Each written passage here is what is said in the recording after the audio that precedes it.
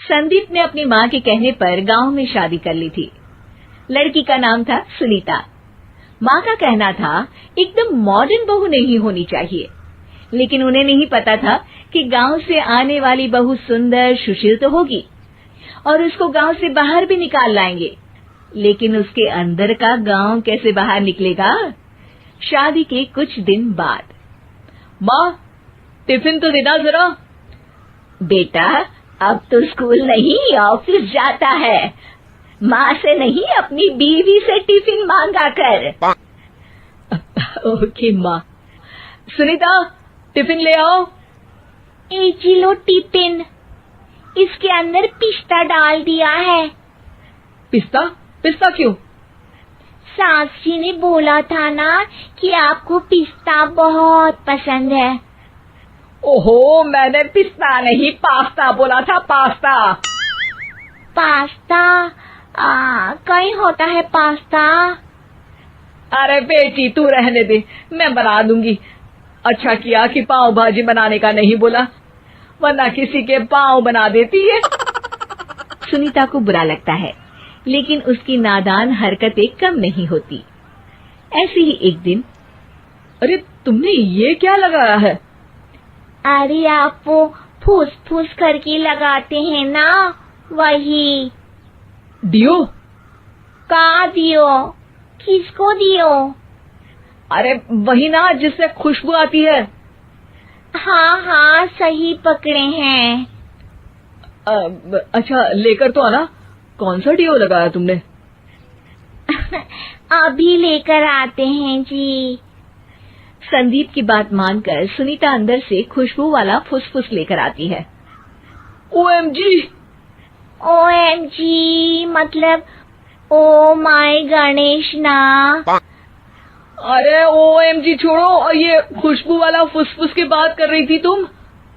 हाँ इसी की, फिर से सही पकड़े हैं। अरे देवी, लेकिन आप सही नहीं पकड़े हैं, ये डियो नहीं है। डियो नहीं है तो क्या लियो है?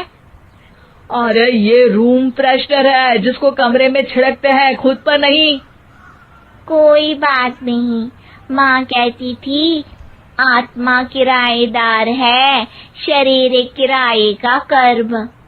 हम शरीर पे ये डाल लिए तो क्या फर्क पड़ जाएगा।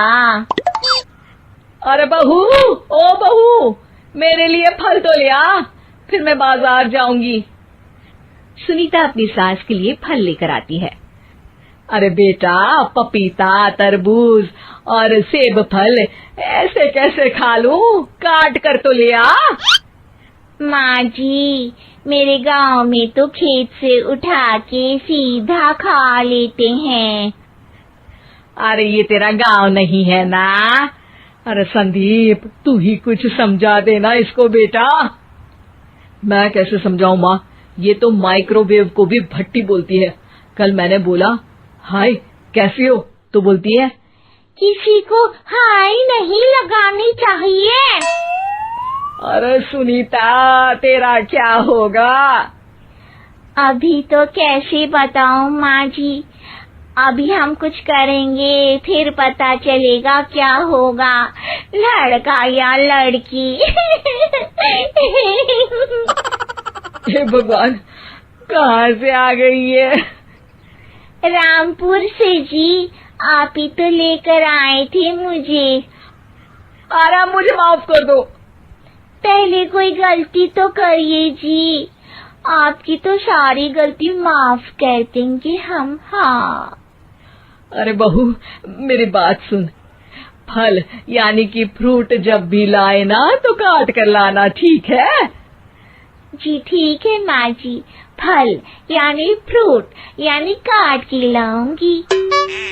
सुनीता रोज ही कोई ऐसी हरकत कर देती जिसकी वजह से उसे घर में 2 बातें सुननी पड़ती। एक दिन, माँ मेरे बॉस घर पर आने वाले हैं शाम को, उनका बर्थडे है, फैमिली साथ नहीं रहती उनके, तो यही पार्टी कर लेंगे। उनको अच्छा लगा तो शायद मेरा प्रमोशन भी हो जाएगा। मैं ना फ्रूट केक लाकर फ्रिज में रख दूंगी और तेरे साथ आज खाना मैं बनाऊंगी, ताकि जब साहब आए तो खाने में कोई गड़बड़ ना हो। शाम को जब सारी तैयारियां हो जाती है, संदीप के साथ बड़े साहब भी घर आते हैं। फ्रूट केक तो ले आना बहू, फिर खाना खाएंगे। अरे इस सब की क्या जरूरत थी, आपने बुलाया वही काफी है। सर, आपका परिवार शहर में नहीं है तो हम ही आपके परिवार जैसे हैं सर। इतने में ही सुनीता फ्रूट केक लेकर आती है और बड़े साहब की टेबल पर रख देती है, और जैसे ही केक के ऊपर का बॉक्स हटाती है, ओह, ये क्या है? केक तो कटा हुआ है। मैं तो ऐसा नहीं लाई थी। आप मुझे शाबाशी दे सकती है माँ जी, मैंने ही केक काट दिया।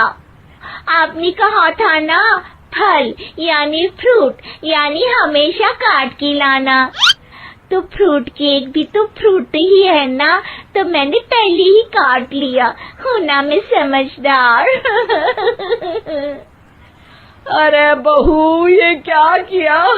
केक हमेशा वही काटता है जिसका जन्मदिन होता है। तुझे एक बात भी समझ नहीं आती, एक नंबर की बेवकूफ है। पूरा माहौल बिगड़ चुका था। संदीप को लगने लगा था कि साहब उसे प्रमोशन तो दूर की बात है, कहीं डिमोशन ना दे दे, लेकिन साहब बीच में ही बोल पड़ते हैं। अरे कोई बात नहीं, ये इनकी बेवकूफी नहीं है, इनका भोलापन है। बेटा आप कहाँ से हो? रामपुर गांव से। अरे वाह, गांव से? फिर तो आपके गांव में ताजे फल और सब्जियां मिलते होंगे। हाँ, सही पकड़े हैं। हम तो काटते भी नहीं, सीधा खा लेते हैं। मैं ना एक बार तुम्हारे गांव घूमने जरूर चलूंगा। क्यों संदीप, ले चलोगे ना? मुझे गांव घूमना बहुत पसंद है। बस फिर क्या था, संदीप और सास दोनों खुश हो गए, क्योंकि साहब को सुनीता ने गांव की बात करके खुश कर दिया था। अब संदीप का प्रमोशन पक्का था। शिक्षा, कभी भी किसी भी गलती पर घबराना नहीं चाहिए। हो सकता है कि उस गलती की वजह से आगे बड़ा फायदा हो जाए।